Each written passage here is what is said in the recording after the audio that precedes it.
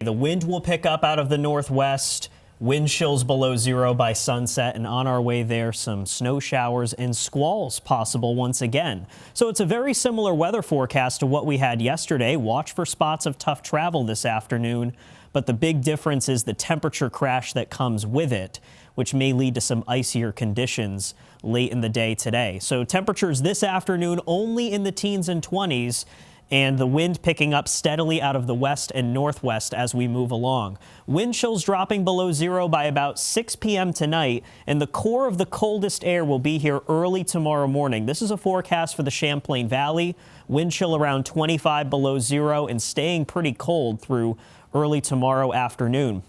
That's why the Weather Service has an extreme cold warning up for the entire region for a general wind chill range of 20 to 45 below, at least through the first half of Saturday. It'll be a beautiful sunny day when you take the cold out of the equation. The actual air temperature about 3 degrees, 7 on Sunday, still very cold.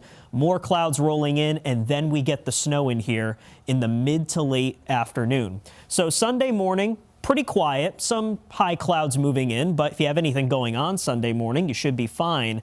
This is 12:30, 1 o'clock, the heavy snow beginning in far southern Vermont. Then it slowly crawls to the north through the rest of Sunday. We expect by 7 p.m. just about everyone will be in the thick of it with the widespread moderate to heavy snow from this big coastal storm. You can see it's a widespread thing across the entire northeast, even into the mid-Atlantic. Looks like the snow sticks around through at minimum Monday morning, and perhaps we have lighter snow showers in the air through most of Monday before all of this finally leaves by Tuesday morning. So it is a long duration storm, and it's a very fluffy snow that adds up quickly. So for that reason, the storm totals are quite a bit larger than most of the storms we've had so far this winter. We think it'll be a widespread foot plus from Rutland to Springfield to Brattleboro. Perhaps the mountains get over 1.5 feet. We'll call it 8 to 12 inches in Plattsburgh and Burlington to Montpelier, Saranac Lake, and a little less by the international border because you're farther removed from the moisture source.